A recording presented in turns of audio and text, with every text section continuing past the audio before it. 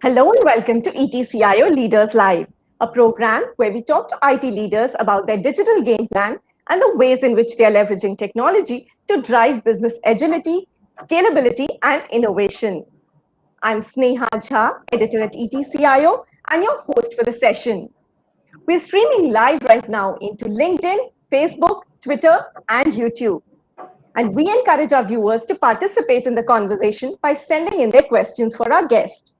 So keep sharing your questions during the live session, and we will have our guests respond to them. I'm truly delighted to be welcoming Dnyaneshwar Gaikwad, Executive Vice President Technology at Edelweiss Financial Services. He's a 14-year company veteran. With over 14 years at Edelweiss Financial Services, he has amassed an extensive and varied experience across credit, retail, institutional broking, AMC, wealth management, insurance, credit, and C2C businesses.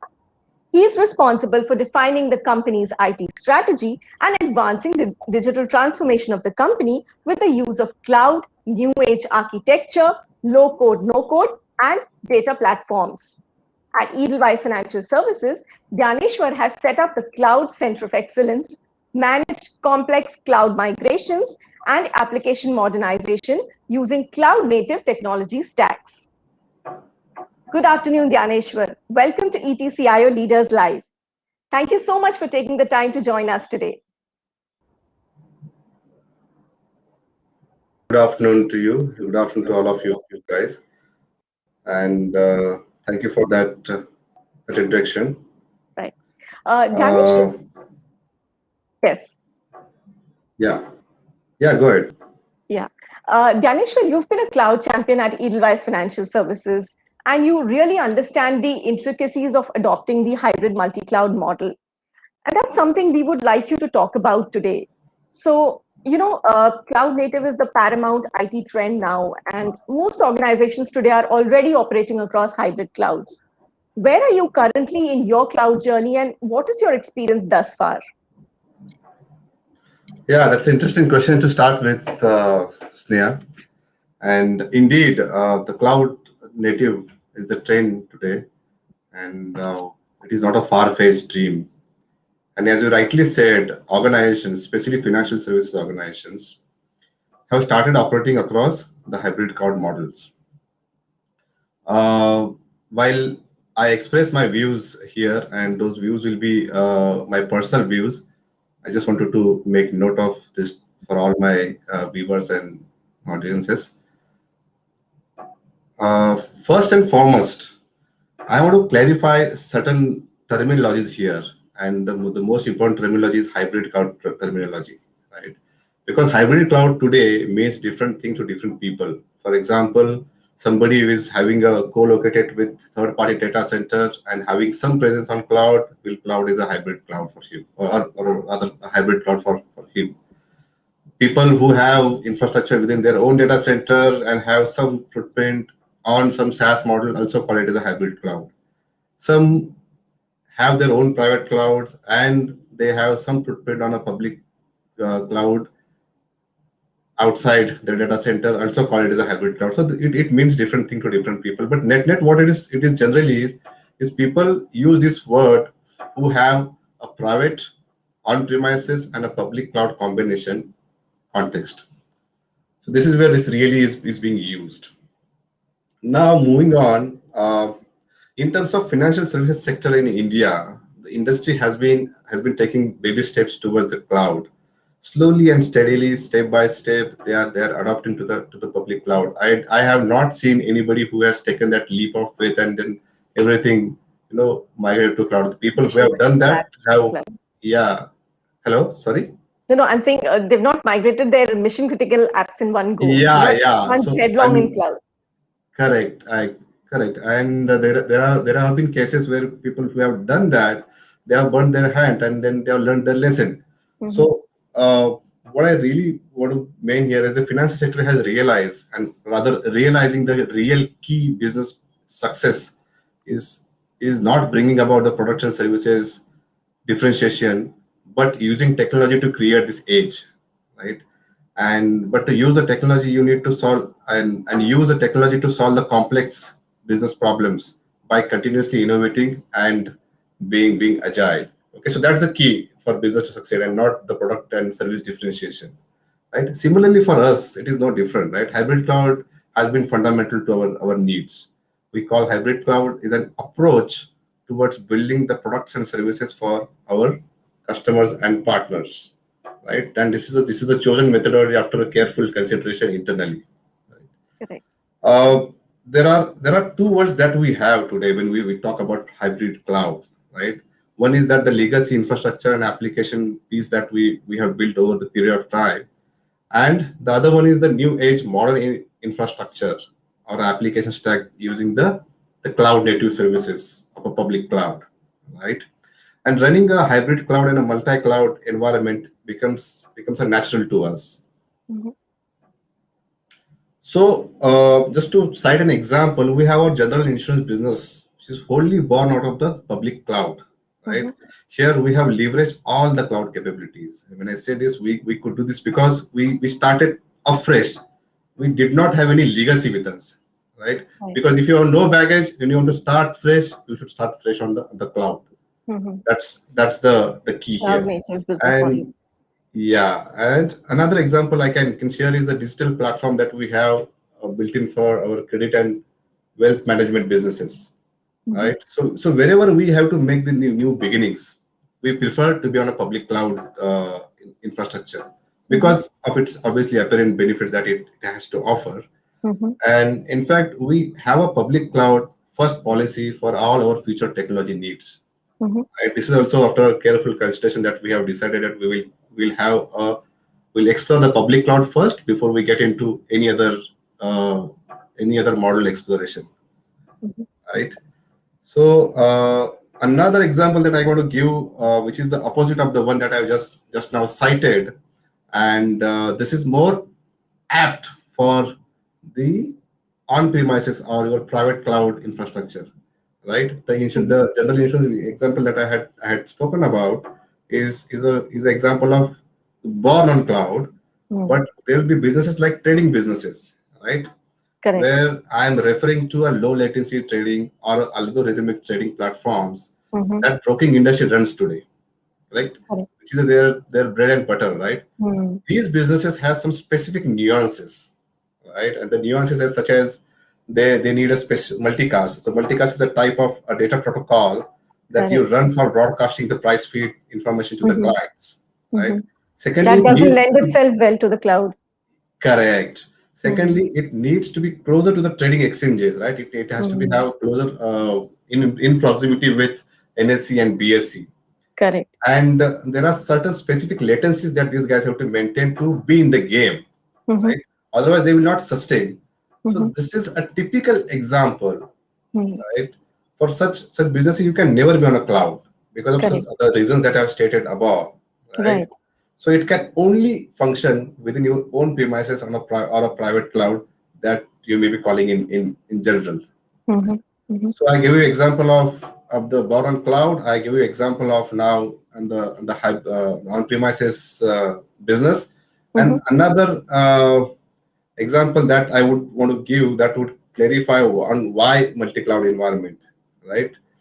So today every cloud provider has its strength, right? Mhm. Now I'm moving to a multi-cloud environment reasons.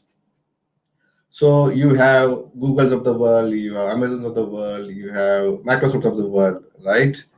And everybody has their strength. For example, generally speaking, Amazon Web Services, right? Mhm. It is called the daddy of infrastructure as a services model in the Correct. industry today, Mhm. right? Because when it comes to infrastructure, nobody can solve it better than AWS because they are Mhm. in the game for a while now. They started Mhm. somewhere Mhm. around 2005 or something, and today after 50 They or have a 80 head years start of over all other cloud providers as well. correct, and after 15, 16 years after long journey, they have now matured it. So they Mhm. so it comes to them naturally, right? You see Mhm. all their products, okay, the infrastructure will come to them naturally, and they kind of solve it for the the business world, right? Mhm. And obviously, because of this, they have no competition in this space. Mhm. But when it comes to enterprise and cognitive services, Mhm. right? Example, Office Suite. Hmm. the teams that you use, the collaboration piece of it, the SharePoint piece of it, or the email part of it, right? Or if you want to use the AI and ML algorithms in your applications, okay, Mhm. or the platforms for that, right? So I'm referring to a generally platform and a software as a service piece. Mhm. So here, Microsoft obviously rules because of their enterprise mindset and the kind of products that they have to offer for general public, right? So similarly for Google, it is, when you want to do an application modernization piece, correct? Mhm. So Google will obviously beat everybody on the planet because they cracked it. Right? They know how to break the application into small pieces and create that microservices based architecture, which obviously everybody others also have it. But the kind of the way Google has it, obviously others follow here. Mhm. So this is what I mean. The difference between when you talk about the public cloud, you talk about on-premises, and you talk about the multi-cloud environment, right? Mhm. Correct. So, what I want to say here is uh, now to answer on the experience part of the hybrid cloud, right? Which is towards the concluding part of this is I must say that the strategy has played out well for us Mhm. because we use for which what businesses, right? We are not using one size for all, That's correct? all. Mhm. Mhm. So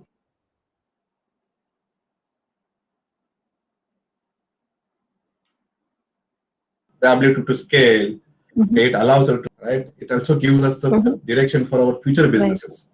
Right? At the same time, our Mhm. private cloud Mhm. that we have has been ensuring that we are consistent, we are reliable in our customer experiences across all traditional products and services. As we go through Mhm. the digital transformation phase, right? We ensure Correct. that Correct. the experiences is not hindered. Okay, they do not Mhm. face any kind of outages or Mhm. service disruptions, right, when it Right. comes to the traditional products and services. Mhm. Secondly, is the stability that we deliver to our internal customers. We also Mhm. have to handle our internal customers. So where Mhm.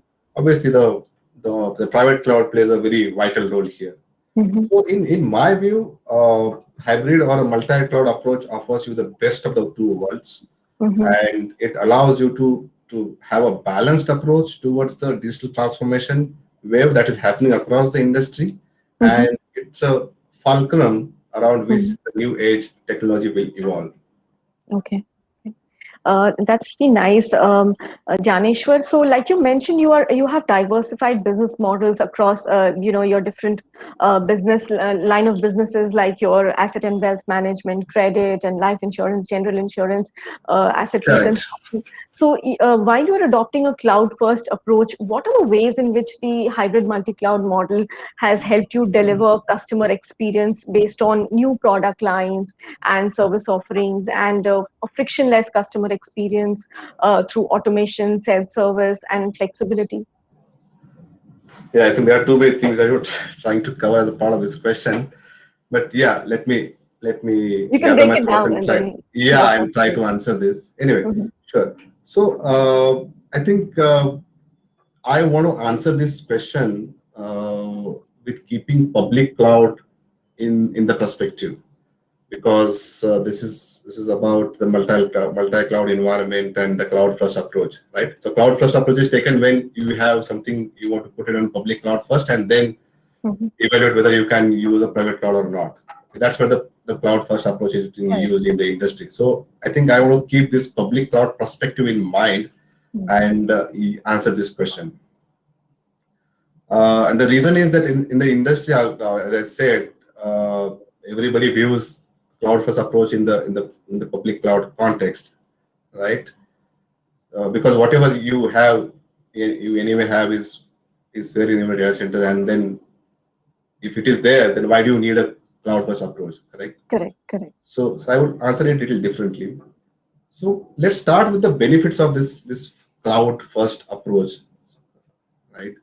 So, to my mind, and this is after a lot of consideration, what I feel is if you want to set up a new business faster, Okay, I mean, so if you incubate a new digital business quicker, and if you want to come out with a minimum viable product as quickly as possible for your customers or for your investors, like we did it for our general insurance business, which was said, right? If we would have gone by a traditional approach, it would have taken us months and months to just, and it would have been a big project for us, right, Correct. to be up and running. But when we chose this cloud first approach or a public cloud, and we decided that we want to be native to the cloud, we don't want to be having mix of both the worlds, but I really want to be everything to be, done on the cloud, right? So when we took that approach, it really, I mean, obviously the ecosystem also has helped us here, but we were up and running within few months. Okay, And so and time to market was much faster. yeah, and which when we were debating internally and when we were debating with the industry experts about this, people were saying that it will take years to reduce because it is not mature, it has this problem, it has that problem, and all sorts of negative things were floating around. But we really did it in a few months, and from there on we realized that this has a lot of potential to incubate new businesses. So net so to set up a new business faster, I think you should use cloud first approach. Second thing, as you rightly said, the quicker time to market. You have a business running on the cloud, and if you want to develop new feature or if you want to develop a new product, right, it is incredible to see how fast you can develop products and services on the public cloud. It literally like selecting few platforms, available services, and you configure them, put them together to work together, and you're done. Correct. So agility is also one of the. Yeah, it is so agile there on the cloud. And to cite one example here, when we did our Bharat Bond IPO, it's a big IPO that we have done, and then I think it is second largest. I don't remember it correctly, but it's second largest, third largest IPO that we have run across the country. And this IPO, okay, and we wanted to build a platform for this IPO. And right from choosing the technology stack to develop the platform to do all sorts of testing and finally go live with the external customer base of few lakh customers, did not even take us more than 10 flat days. Can you believe this? Okay. Right? Otherwise, it would have been in traditional environment, it would have been taken, God knows how long, right, to make something of this sort. So this kind of agility or this kind of quicker time to market or this kind of services are only available on a public cloud, right? And thirdly, and not but the least, is when you want to create a stronger technology backbone for your organization, right? Because you also have traditional infrastructure and you also have public cloud services available, and when you want to integrate these two things together, I think public cloud is something wins over the traditional infrastructure because of obvious reasons. And one of the examples that I want to give here is, if you remember, we were hit by this pandemic last year. Correct. And how do you think that on the earth that organizations have survived through this? All the organizations that have survived through this, right? Now every kid on the street knows that there is a Zoom for his online schooling, and there is XYZ app to be used for his homework and XYZ app for his studies, right? How do you think that all this has happened, right? So the at-scale problem is also getting solved in the process. Correct. So if the public cloud had not existed, half of the corporate population and businesses would have died. And trust me when I say this, because I've been through this situation here from a technology perspective.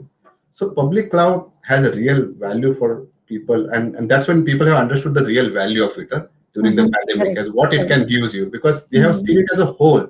Earlier, what used to happen is people used to see it as one aspect of public cloud, and then it is expensive. No, it is that, it is this, right? But when they saw it as a whole, they really saw potential into it, right? Correct. So this is the way. I think these are the few things that why should you have a public cloud or rather cloud first approach within your organization. And the second part that you asked is what are the different ways in which the hybrid or multi-cloud can be deliver a customer experience based on the new product lines and service offerings, right? A frictionless consumption and the automation part of it. Correct. So to my mind, hybrid or multi-cloud environment offers strength to your overall technology ecosystem, and it is undoubted now. I mean, it is proven many a times, and industry knows about this, correct? So, and as the example that I have given at the last year's unprecedented time and challenging for the most of worldwide organizations, right? Edelweiss had an edge because of its strong technology backbone. Because we started this journey about 3 years ago, right? Even with the pandemic hitting, we had our infrastructure and everything in place on both the sides, on the public cloud also and on the private cloud also, right? And we were delivering a seamless experience to our customers through all the digital channels and through the traditional channels. So we were ready, very honestly, right? So for us, it just hardly took us 7 days to be in a BAU when the pandemic hit all across all our businesses, and it happened because of this hybrid and the multi-cloud backbone that we had set up. If had not this been existed, we would have been in a big trouble. And there are organizations I can't name them, but they have taken months to figure out their strategy to handle this pandemic. So they were working, but they were limping. They were not operational in full blown capacity. The way we had 95% of our workforce operational within flat 7 days without a glitch. And I take a pride in saying that because it's a brownie point to you. Right? And so moving on to onto the customer experience that you asked me, what we have done is there are a couple of things I want to explain here. Is the first thing is intelligent automation. Okay, and I will explain that what this means to us. So this enabled us to develop new experience and deliver process changes rapidly through the low code or the no code software development tools that we have, like the Power Apps of the world or the OutSystems of the world, right? Just to give you some number around it, now we have an ability to develop the new applications 70% faster compared to what we used to do. Right? And we want to ensure that all our enterprise applications that are used by HR, admin, compliances, and the back office guys and people, all our enterprise applications now part of the low-code platforms. Okay. Another thing here is now we are powering the end users with the tools and the techniques to do the most of the mundane tasks related to end user computing by themselves.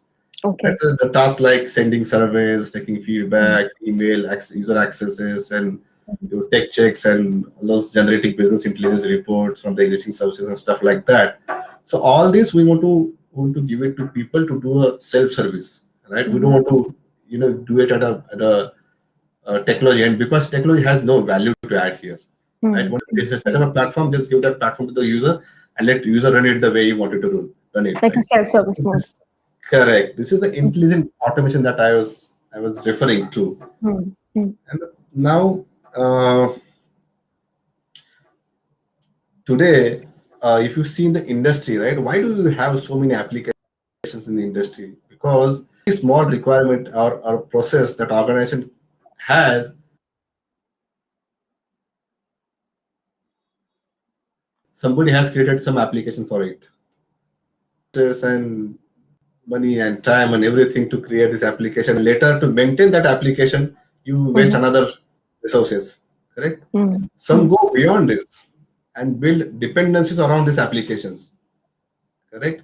Now, can you imagine the application sprawl that it creates within the organization? You have hundreds of applications, you don't know where it is running what. And if something goes wrong with some application, what impact it will create across the board? You don't know. Right? So all such legacy is holding back the organizations from being agile and develop new products, right? Because it is eating all of their budgets and bandwidth, right? They are spending their bandwidth here on managing the existing workload, and it is a vicious circle because every time you will have a process, every time you will have a requirement, you will build the app, and then again this circle will start, correct? So unless and until you empower these end users, or you build such a low code platforms coupled with deployment and testing automation that you have, you will not be, or you will never be able to come out of that vicious circle. And organizations will keep struggling to build new products, services, and to bring build differentiation for the industry or for the itself. So this is the real issue, and this can be solved by this intelligent automation which I talked about. So technology depth and all of those things, the technical depth of creating new apps and things like that, Yes. right? Yeah, yeah. I'm a firm believer. Huh? I've been very honestly, Sneha, I'm a firm believer that low code and no code platforms, these are the guys, they are really blurring the line between the technology and the businesses, right? And I'm confident that there is not far when the business CEO will make their own applications using such platforms. Because today I've seen people in all this. Today you see the current technology trends, or the trend CEOs, right? Citizen developers and Yeah, every company today now wants to hire a CEO with a technology background. They don't want anybody with a finance background, or anybody with the operations background, or anybody with the people skills, right? They need correct, people with the technology skills. So you name any company, you name Google, you name Microsoft, you see any big company, they are led by the technology guys. correct. And it's because all the businesses in future, or currently also, will be Tech led by enabled, technology. Correct. right, So that's why right. this artificial intelligence, or intelligent automation that I talked about is a far important role, right? Correct.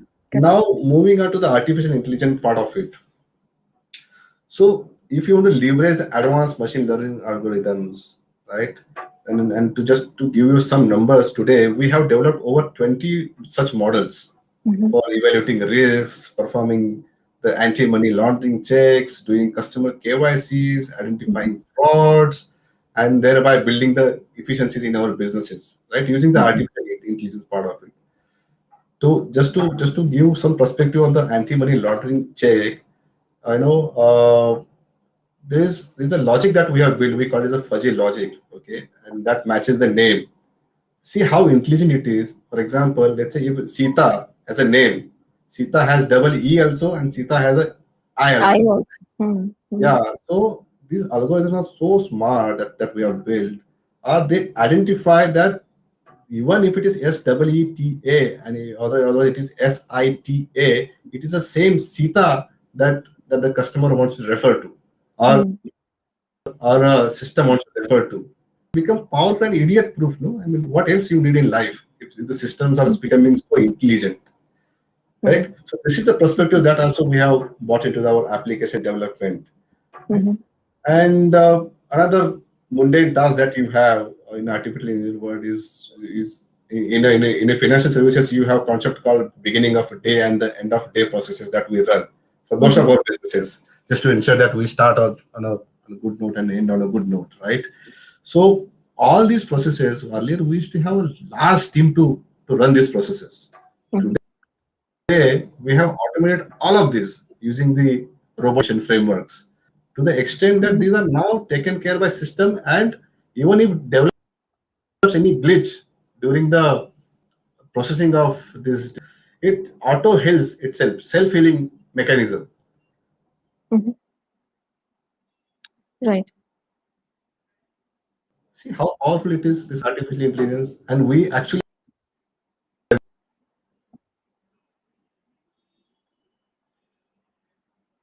talk about is the enterprise API gateway that we have set up. And these are the 3-4 components I'm talking now. These will be the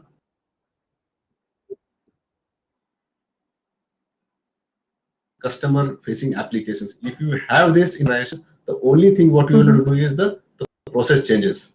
Correct. Right. So on the gateway front, what I'm saying is this enables us to leverage the partner ecosystem and accelerate the turnaround time for a new product launches. Right.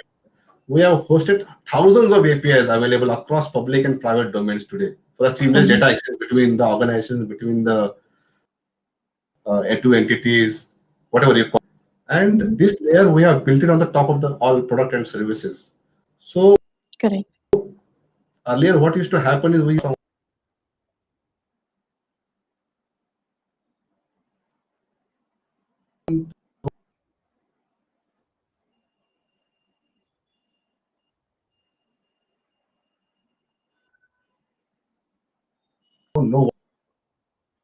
what is happening where. So now with this certain data and just be done with it, right? So it has saved us huge resources for in terms of cost, and it also has got the modular approach for our product development, and which is very very key for our product development on the cloud, because it will the cloud does not support, or rather cloud supports the modular approach. It does not advocate the building monolithic big applications on the cloud, right, which takes years to build. It believes in building something small, something creative, and putting it to use and develop it as time goes by, right, to generate value out of it. Okay. So Now, yes, yeah, Dnyaneshwar, please go ahead. yeah. So I mean, it has helped us in many other ways also, such as build product faster, increase partner to distribution networks, and increase our channel sales, right? Increase our employees' satisfaction, customer satisfaction surveys, the CSAT scores that we have. They've gone up tremendously because of all these initiatives, right? So this is what I have to say uh, about the frictionless consumption or automation or the self-service and the customer experience that we have been able to create using this public cloud in mind. Thank you, Dnyaneshwar. You gave us a very detailed account of all the benefits that you've seen with the application of cloud. Now, 3 years ago, Edelweiss created a cloud center of excellence within the central IT team for defining the best practices and supporting the business IT teams on migration and also for fueling innovation.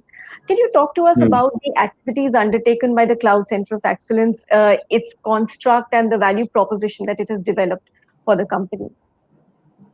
Yeah, sure. So yeah, I mean, you're absolutely right. I don't know where did we get this number from 3 years ago, but yeah, that's correct. We have started this journey about 3 years ago, and it was a hybrid and multi-cloud journey, as I said, and it's been a long journey, very honestly, that we have traveled with lots of hits and misses. But the experience is phenomenal in terms of learning and in terms of business transformations. I have a first-hand experience, so I really don't have words to express those experiences. But when we really began, we kept few goals in front of us, and we didn't keep too many goals, because if you have too many goals, then you tend to lose sight on it. Correct. So the goals that we had as the first and primary goal that we kept in front of us is drive a cultural change. Okay? This is a paramount importance to any cloud journey that you have within your organization. If this is not there, it will not succeed. And I will tell you the reason also. Because the public cloud approach, we had tried it. I said that this is the first time that we have tried it, and we have tried it in multiple times before also. But what happened is we always used to start with the bottoms up. I mean, somebody in some department, some business wants to do something on cloud, and we go there and we help to set up the infrastructure, or help set up them the ecosystem on the cloud, and that's it. And then it never used to. I mean, what I can say, it used to be just limited to that business or that particular application or product. And it always remained in the silos. It never became an enterprise class, or it never became institutionalized across. Like a fragmented piece of activity for different LOBs. Correct. Yeah. It was also not seen in this light that light we see today. So then we realize what really is creating problem for us. Is it we have a skill set gap? Is it that we don't understand, or what is it? And then we have deliberated this topic with few of our service providers, and then we realized that this has to be driven from the top. You need a top-down driven approach. It cannot be bottoms up, because bottoms will always have a limited vision and limited what I can say, big picture in his mind, right? The real big picture is with the management, yeah, and the guys who run the firm. So they have to be convinced, and they have to drive this change across. And the moment we change the approach from bottoms up to top down, it turned upside down for us. I mean, in terms of acceptance of a cloud across the organization, in terms of support, and in terms of everything, just, 360 Change degree. management, it would have helped with change management and resistance Yeah, facing. that is again, I mean, it is important piece, and but before you get into change management, somebody has to convince, somebody has to sign that check, right? Somebody has to say that, yeah, this is the way we should go. Right. Correct? Buying. If there is, yeah, if there is something which is working, which is working well for so many years, Mhm. why do you want to chase that? If it Correct? ain't broke, don't replace it. Yeah, correct. That Right. was the first thing Mhm. that we had as a goal in front of us to drive a cultural change. Second thing, we really worked hard on the cloud adoption piece. And when I say cloud adoption, is we had multiple milestones under cloud adoption, and the cloud COE that you wanted to know about is one of the milestones of the cloud adoption. Mhm. Right? And the experience also has been enriching here too. So we started with identifying the right cloud service provider first for our needs, because we were very clear about needs. We've been in business for about 25 years now. We exactly know what my customer needs. We exactly know what my internal customers' requirements are. We want to know where we want to set up, how we want to run, where the money is, what products we want to launch, and that market intelligence is all there with us. Mhm. Right? So we have all the ingredients except technology with us to make that next uh, Leap. jump. Yeah, leap. Yeah, that's correct. Mhm. So, so we started with choosing the right service provider for our needs, and then we met a lot of service providers, and then we realized that, oh, everybody has a different strength. Google says something else, Microsoft says something else, AWS says something else, and yeah, there is a synergy between these two. Sorry, these three guys, but these three guys are not the same. So they talk the same language, but their strengths are really different. Then we said, okay, let's get into a multi-cloud engagement, and then we talked to these guys, finally signed an agreement, all of this, and then got in, got into the formal engagement. Mhm. Right now, once we did that, then again we hit a roadblock. We now had a problem of in front of us is this multi-cloud environments are there, but we don't know about this environment, right? Mhm. So for compute, if AWS says as a EC2, Mhm. Google may say something X, Y, Z, and Microsoft will say virtual services, correct? Mhm. We really had challenges with these, and then we don't know and what to use where and how to really put to use all of these things. So then we spoke to a lot of partners in the ecosystem. We also spoke to service providers, but we figured out that everybody is learning. So Mhm. so they are also not far ahead from us. So we realized that I think we will have to take the control. We can't let control to be in somebody else's hand and drive this project. So we Correct. set up a small crack team of 4 or 5 people. We Mhm. really we were really choosy about the people because we wanted to know, we wanted to have a like-minded and the right mindset people to drive this. Mhm. And we again jot down all the roles and responsibilities of particular projects and tasks for these 4 or 5 people. And yeah, and before even assigning this task to them, we ran a basically very large upskilling and reskilling program for all our or these 4 or 5 people and across Mhm. the organizations, right from the Mhm. top management to the lowest guy on the floor. We have Mhm. trained everybody, so everybody knows what is cloud. So So getting the skills in place for supporting your cloud strategy. yes, yes, Okay. and building that awareness across the ecosystem. So Okay. when somebody says cloud, everybody has to say the same language. They should not Mhm. be talking to different things, right? Mhm. Mhm. So once we and obviously we took a lot of help of external partners, and as the roads were new to us as well. Mhm. So this after finally few months of extensive training, POCs, and putting a few non-critical workloads on the cloud, then we understood that how this really functions, and then later Mhm. we expanded this team with additional resources, but the key people remain the same here, Mhm. Mhm. right? Right. And yeah, and this is a team that we call it as our cloud COA team. So this team is still 4 or 5 people team, and we still have those 4 or 5 people who are running across the businesses. Right? It is not like that. It is because we are adding multiple businesses to the cloud. We want to expand this team. It is not happening that way. Right? So, how are you leveraging the experience within this team to orchestrate a consistent management across the different cloud platforms? So that's what I said. Because see what happened is we reskilled them. We did a reskilling upskilling program for them, right? We build awareness within them. Then we ran lot of proof of concepts for all the cloud services or most of the cloud services that are relevant to us, because there are hundreds and thousands of cloud services that are in the cloud. But whatever is relevant to us, we ran a POCs with them, and then we chose some non-critical workload that to migrate to cloud, so to also test our migration strategy. And once this is all done, then we kind of had a first-hand experience, and we knew that how things are and how things pan out. Okay, this happened within 6 to 8 months of time.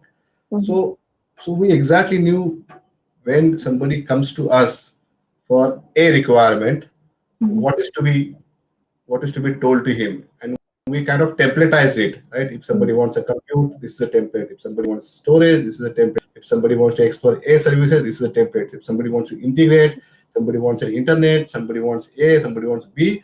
So we kind of templatize all the processes that you have in, or that you possibly think of in the cloud as a part of cloud COE team.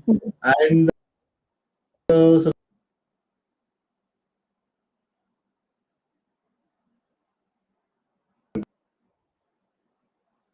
done that, we used to be far ahead in terms of or talking about their product roadmap, something like of that sort.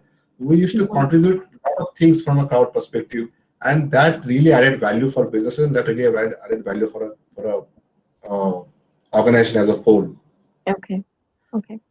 All right. So later, what I'm saying is the real skill lies here in learning myself and controlling the drive, rather than partners come and or service provider come and control it. The real success is playing the game, not Correct. knowing the game.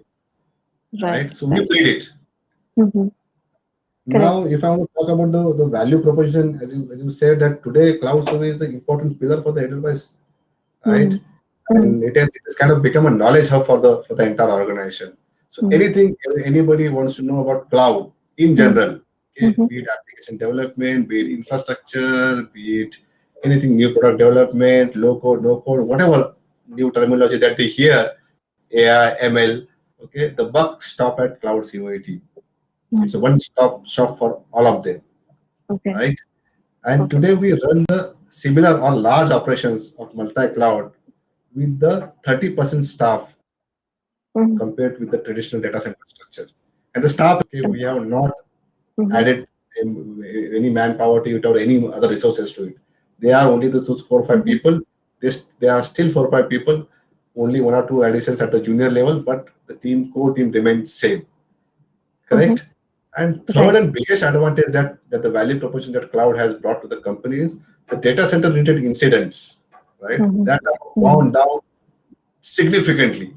And today, we have very negligible amount, and the amount of reliability or the stability that cloud has provided, we could not have achieved it in on-premises world. Correct. Right? Correct. So this is the value proposition that that cloud has brought us. One more thing I want to add here, last not but the least, is the whole team's morale. The technology today I run, and the confidence of the team has boosted. The team is focusing on innovation rather than spending energy on keeping the lights on. So this is the biggest change in everybody's life. The perspective, the outlook towards looking at technology has changed. And this will go in long way in helping everybody, organization also, and to the like a business partner. business partner also. Correct. Correct. So, Now, yeah. Dnyaneshwar, when we talk about cloud, security can never be far behind. And when you move a service or an identity to the cloud, it's still your stuff on somebody else's device, and Yeah. ensuring your organization security and the identity access is still an IT leader's responsibility. So, how are you adopting a continuous security model to protect the data and the workloads and to manage threats and compliance for your organization? Chal, I will keep this very sweet and short because we also have to. Uh, we have a positive time here. I think we are Mhm, anywhere near to 40 to 45 minutes time, mhm, mhm, right? So on the security aspects, there are a few things. I mean, as you rightly said, it's very important. It's paramount important to the organization. In fact, this is the only thing that keeps us all awake during the night mhm. because data is everything today, right? Everybody says Correct. data is the new gold and new oil and new whatever, right? So, and the moment you have unprotected data, somebody Mhm, will use it to their advantage, and mhm. you are simply lost the race. I mean, Correct. there's no better way to put it in a layman term, Mhm, correct? So, security in hybrid world, and because of the topic today is the hybrid and multi-cloud environment, it differs mhm. from the private cloud or the Correct. on-premises world, right? Far more On complex as well. Yeah, it is Mhm, complex. I would not say, but mhm, there's a change in perspective here because mhm, on premises you have perimeter, you have mhm, gateways, mhm, right? You know mhm. this But is the here, door yeah. from where people can come in, Mhm, and if I lock and key this door, and if I keep a security guard on the door to mhm, see, inspect everybody and let him in, then I am done. Correct? mhm. So that's the outlook or that's the perspective that people have when you have a On perimeter premise. or Mhm, on-premise security. But in mhm, cloud, though, it is all abstract. mhm. And that's what adds to the complexity. Correct. Correct. So you Right. don't know the gates. You don't know wherever you're entering from and wherever you're exiting Mhm, from. mhm, mhm, And secondly, service provider also very clearly says that, oh, this is not my baby. mhm. It is a joint responsibility, right? You and Correct. I have to manage this. You don't Mhm, put everything on me. mhm, mhm, So you don't know the gates. I also don't know the gates because it's abstract, right? It's a virtual. mhm, mhm, So and neither they know, neither we know that what is running beneath these virtual platforms, correct? mhm, How the mhm, physical world looks like. mhm, So it's very scary. mhm, And I think many a times I have tried having discussions with these guys in detail, but nobody really tells about what they run and how they run and how they want to, because obviously it's their IP and mhm. stuff. So uh, what I want to see is the approach that organization should take is a zero trust security based approach. Correct. And it should not be perimeter based or it should not be anything based. Your security should be Mhm, with your information. mhm, Whether information goes on somebody else's device, whether it goes on your corporate device, or whether it goes in somebody's junk folder, right? mhm. Right. Wherever it goes, the security protocols has to be with the information, Mhm. Correct. correct? And so because if it is with the with the data, Mhm, so you don't have to worry. So the moment mhm, you see a threat to your information, correct, the mhm, protocols will use their intelligence to mhm. uh, neutralize that threat, right? Correct. And Mhm. this has to be backed by a 24 by 7 Monitoring. uh, monitoring security operations center to Mhm. identify incidents and target the threat vectors. So this Okay. is what I have simply for security on the cloud. Mhm, mhm. Okay. All right. Now, Dhyaneshwar, since you've been in this game for quite some time, you're heading the Cloud Center of Excellence. I wanted to understand from you what are some of the key things about understanding the economics of multi-cloud platform and the trade-offs that are involved that you think CIOs should know, and how do you how do you think they should approach this whole game? Yeah, in terms of approach, I think I can talk. And economics is obviously remain a subjective term here. you ask anybody and everybody, people will say that it is still expensive because they are looking at one aspect of the cloud. The moment you look at the whole, the game changes, right? So I really don't want to comment on the economics. I can tell you is if you really want to be right, you will have drive and service providers and the customers, right? And everybody has roles and responsibilities. You can identify them, right? And you be the orchestrator rather than somebody else driving it. Okay, keep the big picture always in the mind. And don't lose the sight of the big picture because you may be doing one thing which is good for a business, but it may be not in line with the big picture, and then you tend to lose the whole strategy part of it.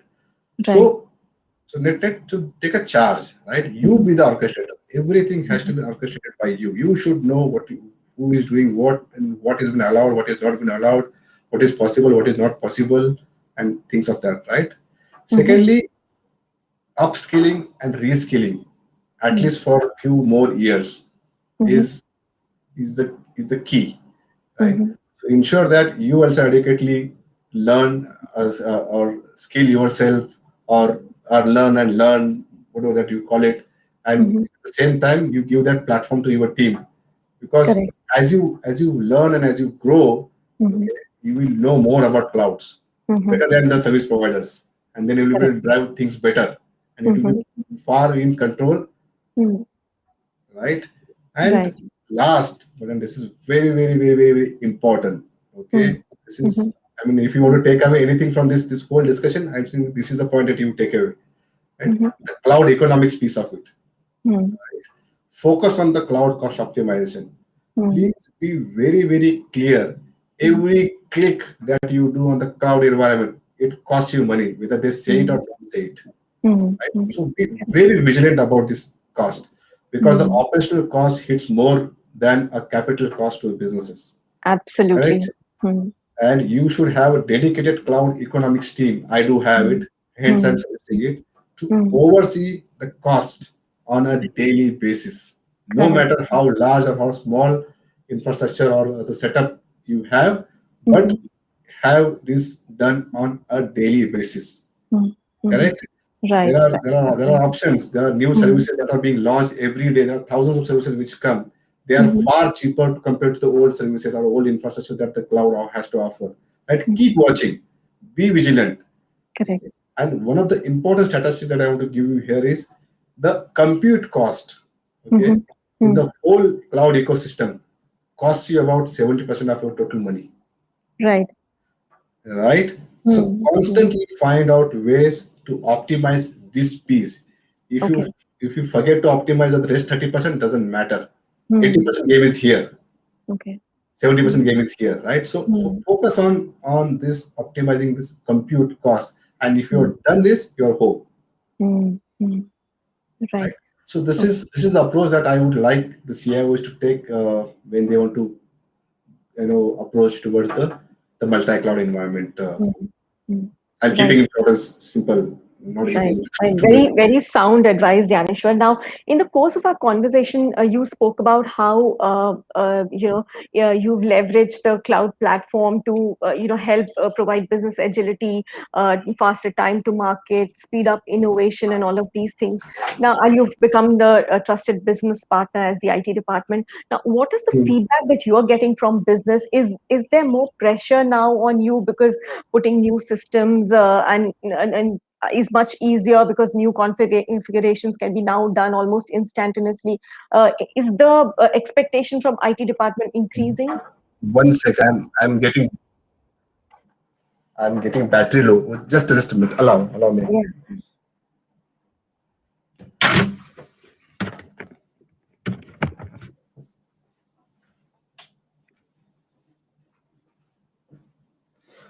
Yeah, I'm sorry. Yeah. Do you want me to repeat Yeah, the question? yeah. If you can, that would Yeah, help. sure. I'm sorry because I was running out of battery. I just realized that the No battery was problem. down. So Dnyaneshwar, what I wanted to understand from you is that in the course of this conversation, you said that you have leveraged a cloud platform to create new product lines, launch new business models that are born in cloud, and speed up innovation, time to market, and all of those business benefits you've been able to deliver using the cloud platform. So, what is the Mhm. feedback that you're now getting from business? Is it putting more pressure on the IT department to put in new systems faster, and because the new configurations can now be done really fast with the cloud platform? Got it. So, yeah, I mean, businesses love it. Businesses love the cloud today. I Hmm. remember there was a time when people were very skeptical about cloud from cost and compliance and security and stability and reliability angles, right? Correct. Chalega, nahi chalega, God knows, right? Mm-hmm. And with the Apprehension. times, yeah, apprehensions. With the times, many of these have been addressed to enterprises' satisfaction today. Hmm. So businesses love it, right? I think everybody has realized today that you cannot view these components in isolation. The Right. public cloud components you talked about, right? You get to see them together and bring Mm-hmm. real value out of the hybrid or multi-cloud environment, Mm-hmm. right? So there was a time when I remember businesses used to struggle to bring the product to the market. There was Mm-hmm. a huge dependency on infrastructure, and it used to be like a big project, right? Correct. Correct. Few month project. Mm-hmm. In fact, to put it in the another words, infrastructure was a very complex and perennial problem that the businesses used to face, which enterprises were trying to solve. I'm Correct. talking about the 2 to 3 years ago, and now thanks to this public cloud service models and these problems are solved to the large extent. Right? Infrastructure has become a commodity today. Mm-hmm. Right? So now Right. today, if business wants to bring a new product or a marketing wants to do a new campaign, or you have an idea that you want to test the waters, or Mm-hmm. you have a seasonal peaks that you want to cater to, such as Amazon big days and festive seasonal traffics and stuff like that on an application, Mm-hmm. all of these have become so easy and configurable that you really don't have to put any stress on the ecosystem. Correct? Correct. Earlier, this used to be nightmares for people. And Mm-hmm. people used to be standby 24/7, monitoring, watching, doing all sorts of things, putting a lot of capital expenditures to just manage these peaks and stuff like that. Right? Mm-hmm. Today, this is not there. Right. But internally Yeah. at Edelweiss, how are you seeing the expectations change? This is what I'm saying. The Mm-hmm. the expectations have changed now, and what I said about now is what we are experiencing internally today. Because this is Mm-hmm. the change that we have seen in the businesses, correct? Correct. But the only challenge or downside that I have experienced here in this cloud services is cloud services skill sets. Okay, Mm-hmm. Mm-hmm. we have too many service providers in the space and working across them Mm-hmm. uh, in a subject in itself, right? Mm-hmm. So the new technologies know-hows is a industry. Mm-hmm. The funniest part Also, here is the because buying services is a different ball game than buying products for the IT correct, department, correct, and the correct. skills involved in understanding each of those platforms. Correct. Correct, correct. Mm-hmm. So, and the funniest part here is the cloud service providers, as I said, subject matter experts also have a limited, and they also grapple at many situations. So we don't know Mm-hmm. where to go. So this is, I think, but again, I feel that it's a matter of time. Yeah, this gap will Mm-hmm. soon be overcome as time goes by. But barring Mm-hmm. that, I think businesses are pretty excited and love the multi-cloud approach towards taking the business to the new heights, and everybody is now lagav in this journey, and Mm-hmm. everybody's set up their shops and digital channels in Edelweiss. Mm-hmm. Correct. Does that answer your Dnyaneshwar, I'm question? afraid we Or, don't have time. Yes, yes. I'm yeah, afraid we don't have time for the viewers' questions today, but thank you so much, Dnyaneshwar. You were very detailed, and it was great talking to you. Thanks once again for joining us today. yeah. Thanks. Pleasure is mine. Thank you. It's mine as well. And I hope it's our viewers' pleasure as well to hear you talk about your cloud journey. Thank you so much for tuning in today. And thanks especially for being with us and enjoying this episode of ETCIO Leaders Live. We'll be back next Thursday with yet another engaging episode. Follow us on social media to find out who's our guest for the next week. Until next time, this is Sneha Jha signing off.